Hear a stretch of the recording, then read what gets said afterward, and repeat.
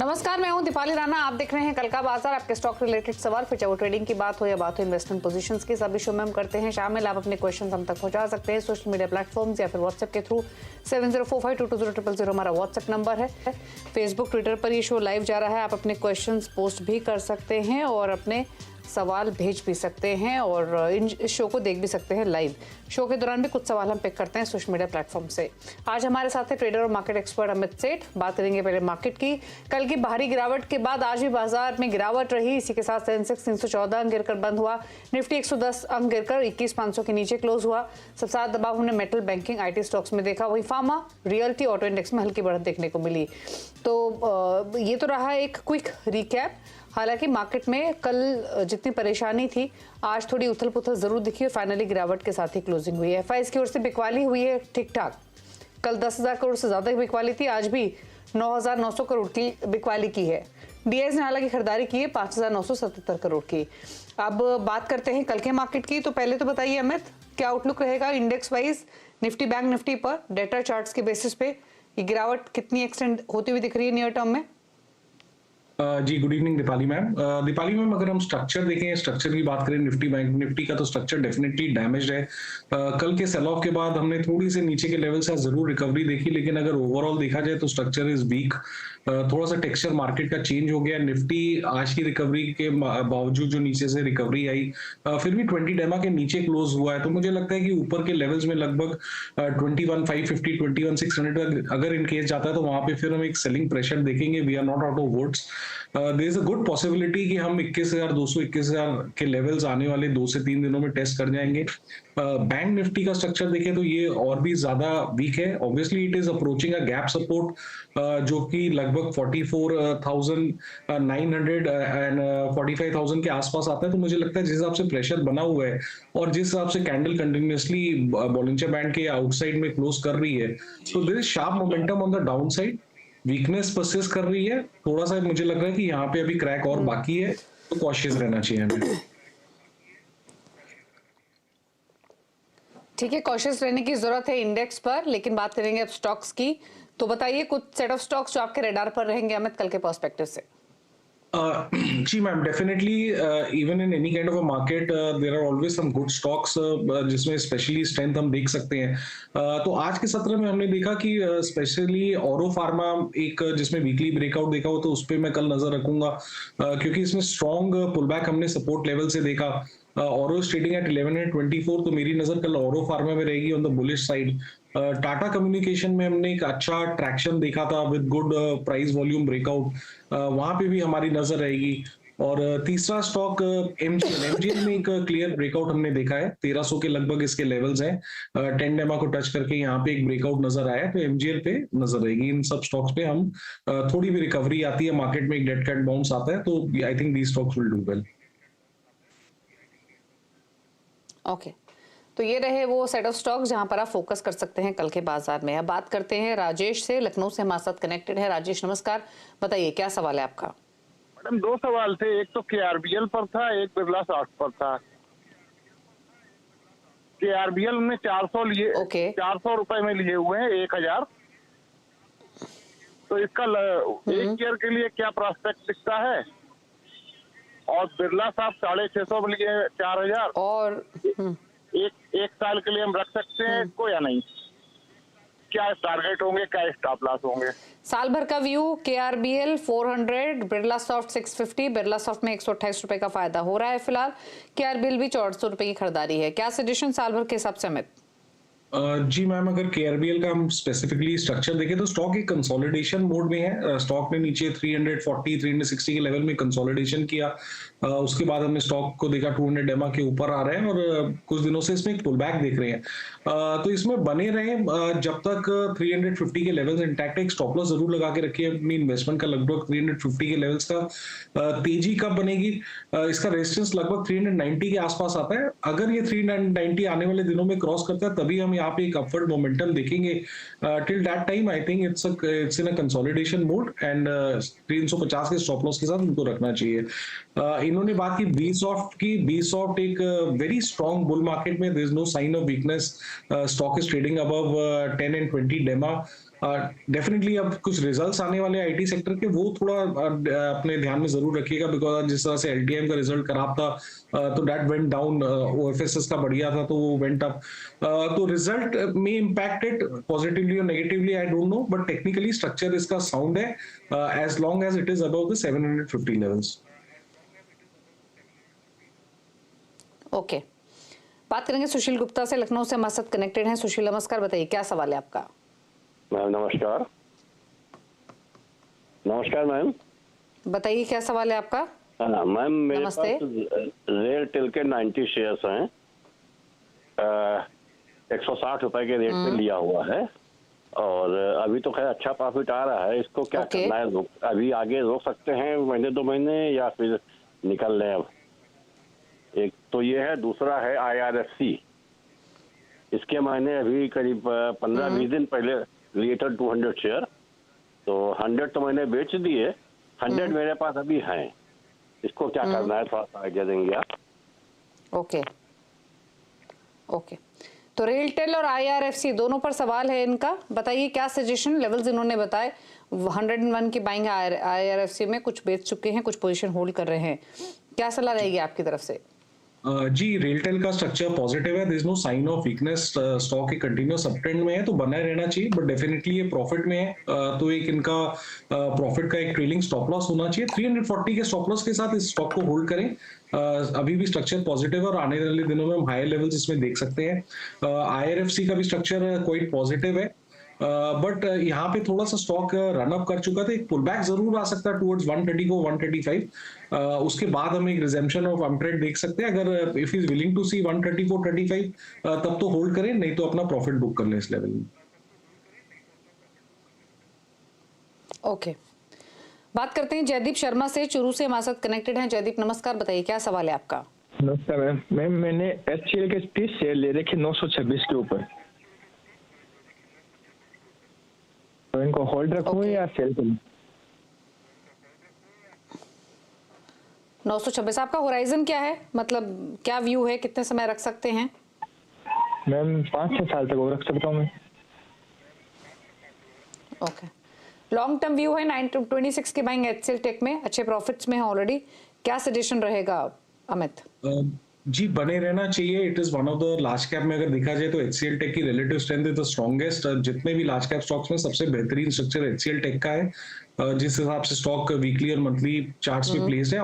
ऊपर के लेवल्स हम डेफिनेटली आने वाले दिनों में लगभग 1700 के भी लेवल, 1700 1750 तक के लेवल्स देख सकते हैं। स्टॉप लॉस जरूर, लेकिन अपना जो, क्योंकि ऑलरेडी प्रॉफिट में 1500 रुपए तक अपना स्टॉप लॉस ट्रेल कर ले इस पोजीशन में।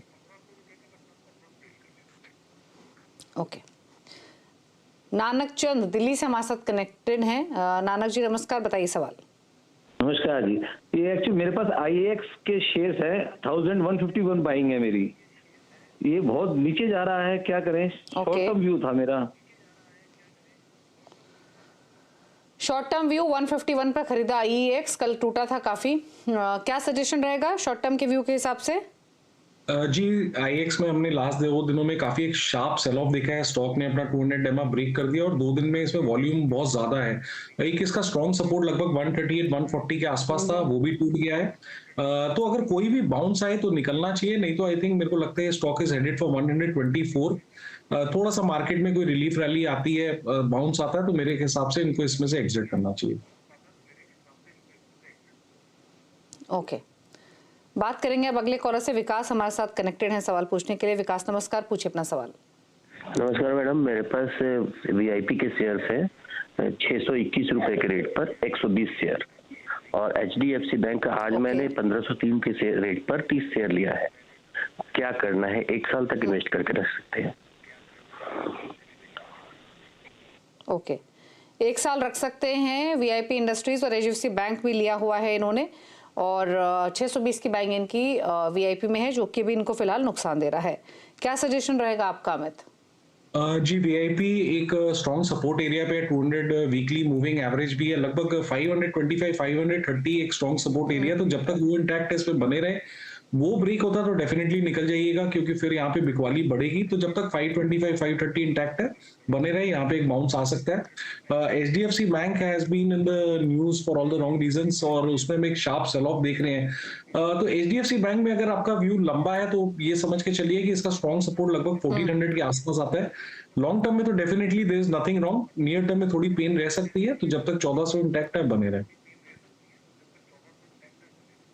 ओके, सोनू है अब जयपुर से हमारे साथ। सोनू नमस्कार, बताइए क्या सवाल है आपका। सर मैं ये पूछना चाह रहा था कि पिछले 1.5 साल से मैं लगातार एसबीआई कार्ड का शेयर धीरे धीरे खरीद रहा हूँ, और वो एवरेज प्राइस लगभग मेरा उसका 750 के अलावा 400 शेयर्स हो गए। लेकिन कभी ये एक लंबे टाइम से मैं देख रहा हूँ कि ये 900 तक जाता है, फिर वापस आ जाता है। तो ये क्या, जो इनके लाइफ टाइम हाई थे लगभग 1100-1200, जबकि इसके फंडामेंटली भी इसके सारे रिजल्ट्स में देख रहा हूँ तो क्वार्टरली हमेशा हाईएस्ट एवर सेल्स इस क्वार्टर में हाईएस्ट एवर प्रॉफिट से दे रहा है, शेयर होल्डिंग भी इनकी अच्छी है।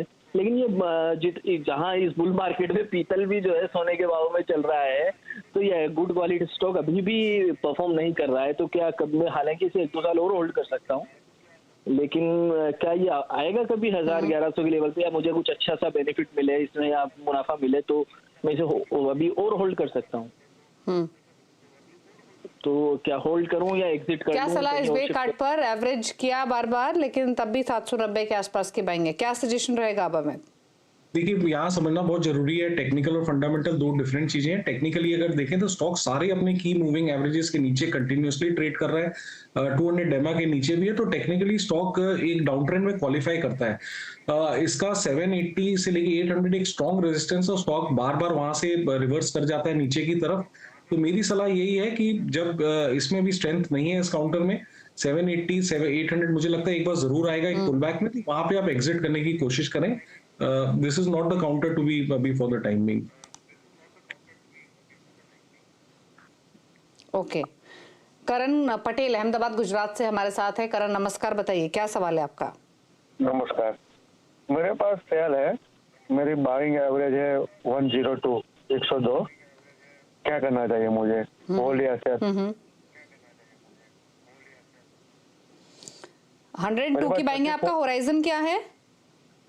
34,000 शेयर है मेरे पास। नहीं, कितने समय आप रख सकते हैं अपनी इस पोजीशन को, मैं ये पूछ रही हूँ। 2 साल तक। ओके, 2 साल का व्यू, 102 की बाइंग है सेल में। क्वांटिटी काफी सारी है इनके पास, 34,000 स्टॉक्स। क्या करें इस पोजीशन में? नहीं जी, इसमें बने रहना चाहिए। स्ट्रक्चर पॉजिटिव है, वीकली ठीक है, थोड़ी सी मार्केट्स में प्रेशर था तो इसमें एक पुल बैक आया। 105 का एक स्ट्रॉन्ग सपोर्ट है, तो अपनी एक इन्वेस्टमेंट का थोड़ा सा डीप स्टॉप लॉस दे रहा हूँ, क्योंकि मुझे लगता है काउंटर विल डू वेल। 105 के स्टॉप लॉस के साथ बने रहें। मुझे आने वाले दिनों में लगता है 125 130 सेल में पॉसिबल है। ओके, बात करेंगे अब अनुज श्रीवास्तव से, ग्रेटर नोएडा से हमारे साथ है। अनुज नमस्कार, बताइए क्या सवाल है आपका। हेलो मैम, मैं अंजू बोल रही हूँ और मेरे 2 क्वेश्चन है मैम। पहला है मेरा वैभव। बताइए अंजू, क्या सवाल है आपका जी। हाँ, वैभव ग्लोबल है मैम मेरे पास। 900 शेयर्स है 650 पे, और बालाजी अमाइंस है 50 शेयर 150 पे। तो लॉन्ग रन के लिए कैसे हैं दोनों मैम? ओके, आपने बालाजी अमाइंस में 3550 की बाइंग बताई। वैभव ग्लोबल में क्या खरीदारी है आपकी, किस भाव की? 900 शेयर 650 रुपए पे। ओके, लॉन्ग टर्म व्यू है वैसे तो, पर बालाजी अमाइंस में तो काफी नुकसान हो रहा है। वैभव ग्लोबल में भी सिमिलर सिचुएशन है। क्या करें ये दोनों स्टॉक्स में अमित? जी, वैभव ग्लोबल में तो थोड़ा सा बेस बिल्डिंग यहाँ पे डेफिनेटली हुई है। स्टॉक अपने की मूविंग एवरेजेस के ऊपर ट्रेड कर रहा है, आज 8% अप था। पिछले 3 दिनों से वॉल्यूम काफी अच्छा है, तो बने रहे 440 के स्टॉप लॉस के साथ। इसमें हायर लेवल्स इसमें थोड़े से हम देख सकते हैं। Will take it case by case आने वाले दिनों में। फिलहाल स्ट्रक्चर पॉजिटिव है, बने रहे। बालाजी अमीन्स की अगर बात करें तो ये स्टॉक भी एक कंसोलिडेशन मोड में है। लॉस इनका बहुत ज्यादा है, वहां तक पहुंचने में काफी समय लगेगा। यहाँ पे सलाह ये है कि अगर 2300 टूटता है वापस, तो फिर उसमें से एग्जिट कर जाए, इनका लॉस बढ़ जाएगा। Till that time hold a stock and patience रखें इसमें थोड़ा। ओके, नील हमारे साथ अब मौजूद है मुंबई से। नील नमस्कार, बताइए क्या सवाल है आपका। नमस्कार। जी मेरे पास 700 शेयर हैं M&M के। एवरेज प्राइस है 1690। सो अभी होल्ड करना चाहिए या फिर आपको सेल? व्यू लॉन्ग टर्म है आपका? यस। ओके। M&M 1690 की बाइंग है, 700 शेयर्स 70 रुपए नीचे इनके भाव से, ऊपर लिया इन्होंने स्टॉक, इसलिए नुकसान हो रहा है। चला काफी है ऑल्दो। क्या करें अभी इस पोजीशन में? जी आई होप इनकी इन्वेस्टमेंट व्यू है इसमें। तो अगर आपका इन्वेस्टमेंट का व्यू है तो 1550 के स्टॉक के साथ बने रहे। स्टॉक में जो रिसेंटली पुल बैक आया that is nothing but profit booking. एक बार ये स्टॉक अगर 1650 के ऊपर निकलता है तो वापस इसमें अप ट्रेंड रिज्यूम होगा। तो be in the stock with a stop loss of 1550। Okay. एक और कॉलर से बात करेंगे। रमन गुलाटी दिल्ली से हमारे साथ कनेक्टेड है। रमन नमस्कार, बताइए क्या सवाल है आपका? नमस्कार मैडम। हेलो, बताइए क्या सवाल है आपका? मेरे पास 100 शेयर लक्ष्मी विलास बैंक के हैं, सितंबर 21 से लिए हैं। कोई उसका कोई लिस्टिंग है कि नहीं मैडम, थोड़ा वो क्लियर करना था। Okay. Lakshmi Vilas bank 20 rupees पे आपने खरीदे 100 शेयर्स, 7 रुपए 65 पैसे पे कर रहा है ट्रेड। पूछ लेते हैं क्या सजेशन रहेगा। काफी खबरों में रहा है ये स्टॉक भी मर्जर की वजह से। पुरानी होल्डिंग है इनकी, क्या राय रहेगी अमित आपकी इनके लिए? लेकिन यहाँ पे स्ट्रक्चर बहुत ही ज्यादा खराब है। कोई भी बाउंस मिले, कहीं भी इनको लगे थोड़ा लॉस कम हो रहा है तो मेरे हिसाब से क्लियरली एग्जिट करना चाहिए यहाँ से। ओके, एग्जिट करने की सलाह है, यही व्यू है आपके लिए। रुक रहे एक ब्रेक के लिए। ब्रेक के बाद सोशल मीडिया से करेंगे क्वेश्चंस को पिक। जल्द वापस आते हैं। आप देख रहे हैं कल का बाजार। अब फटाफट से लेते हैं कुछ सवाल सोशल मीडिया से। विकास एक सवाल भेज रहे हैं, लेटेंट व्यू पर 467 की बाइंग व्यू है शॉर्ट टर्म, क्या करें? जी इनकी 460 की बाइंग है। स्टॉक एक कंसोलिडेशन मोड में है। सपोर्ट इसका 445 का है। तो बने रहे with stop loss of 445। Near term में 475 480 देख सकते हैं। Once that level is cross तो इसमें थोड़ी सी बुलिशनेस आएगी, बट टिल दैट टाइम 445 450 के स्टॉप लॉस के साथ बने रहे इसमें। संदीप जैन सवाल भेज रहे हैं, इरकॉन पर 202 की बाइंग है, 200 शेयर्स हैं, होल्ड करें या एग्जिट? जी एक सेकंड में लगाता हूँ। इरकॉन जी यहाँ पे बने रहना चाहिए। Stock is in a good up trend. 204 का इसका करंटली प्राइस है, तो बने रहे with stop loss of 195। Hold करें इसे।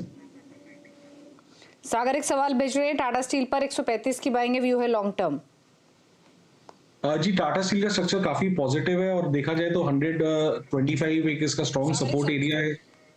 जी तो बने रहना चाहिए टाटा स्टील में as long as 125 is intact, बने रहे इसमें। सुनील अग्रवाल फेसबुक पे सवाल भेज रहे हैं, एनबीसीसी पर 70 रुपए की बाइंग व्यू है 6 मंथ्स का। जी यहाँ पे भी स्ट्रक्चर पॉजिटिव है। There is nothing wrong in spite of market volatility, तो बने रहे। स्टॉप लॉस लेकिन अपनी पोजीशन का लगभग कर ले 83 रुपीस के आसपास। एक सवाल भेज रहे हैं किशोर पंडित, आईआरसीटीसी 1100 रुपए की बाइंग है, ग्रेफाइट 552 की व्यू लॉन्ग टर्म दोनों स्टॉक्स में। जी आईआरसीटीसी का भी स्ट्रक्चर एक कंटिन्यूअस अप ट्रेंड में है। स्टॉक ने आज जरूर 20 डेमा टेस्ट किया और उसके बाद हमने एक शार्प पुल बैक देखा। थोड़ा सा वॉलेटाइल काउंटर है तो कई बार आपका स्टॉप लॉस इसमें हिट हो सकता है। सो इसमें बने रहे विद स्टॉप लॉस ऑफ 850 अगर इनका पोजीशन लॉन्ग टर्म का है तो। एंड सेकंड स्टॉक इन्होंने कहा, आई थिंक ग्रेफाइट आपने बोला था। ग्रेफाइट का भी स्ट्रक्चर पॉजिटिव है। 552 की बाइंग है। या कंसोलिडेशन मोड में। Once this consolidation is over it will start moving up. तो बने रहे with stop loss of 525 in graphite. Okay. Adani Energy Solutions ये स्टॉक है, सिद्धार्थ सिंह के पास फेसबुक पे सवाल भेज रहे हैं, 127 की बाइंग है, क्या सजेशन? जी ये स्टॉक काफी अच्छे खासे डाउन ट्रेंड में था। अभी रिसेंटली अपने की मूविंग एवरेजेस के ऊपर निकला है। तो बने रहे with stop loss of 1030। Okay. Tanla platforms पर एक सवाल आ रहा है लोकेश का, 1083 की बाइंग है, लॉन्ग टर्म व्यू है। जी एक सेकंड में निकाल लेता हूँ। टानला प्लेटफॉर्म इन्होंने कहा इनकी यहाँ पे भी स्ट्रक्चर काफी पॉजिटिव है। 3-4 दिन पहले हमने एक प्राइस वॉल्यूम ब्रेकआउट देखा था, उसके बाद थोड़ा सा पुल बैक देख रहे हैं, तो बने रहे with stop loss of 1110। Kaushik का एक सवाल है टाइटन पर, इन्होंने लेवल तो मेंशन नहीं किया है लेकिन एक लॉन्ग टर्म आउटलुक जानना चाहते हैं टाइटन पर। बताइए चार्ट्स पर कैसा लग रहा है ये स्टॉक? जी दीपाली मैम, अगर टाइटन का स्ट्रक्चर देखें तो काफी शार्प रनअप हमने स्टॉक में देखा है। ऑलमोस्ट इन नो टाइम 3000 से 37-34 तक चला गया है। पुल बैक जरूर देख सकते हैं। ये पुल बैक में अगर पुल बैक आता है तो it can come to 3600। Long term structure intact है। आने वाले दिनों में 4000 4200 के लेवल्स मीडियम टर्म चार्ट्स में नजर आ रहे हैं, तो बने रहे विद स्टॉप लॉस ऑफ 3600 इसमें।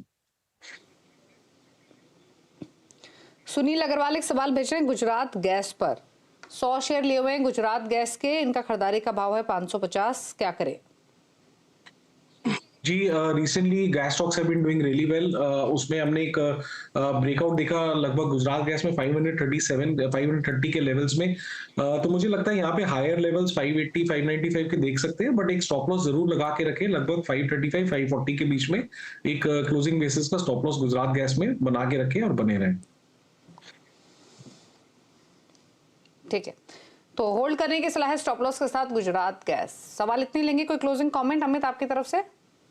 जी मैम, जितने भी स्टॉक्स डिस्कस हुए हैं इनमें किसी में भी मेरी कोई पर्सनल पोजीशन या होल्डिंग नहीं है, and these are not recommendations from my side, just chart and investment check जो लोगों ने ऑलरेडी इसमें अपनी पोजीशंस बनाई हुई हैं।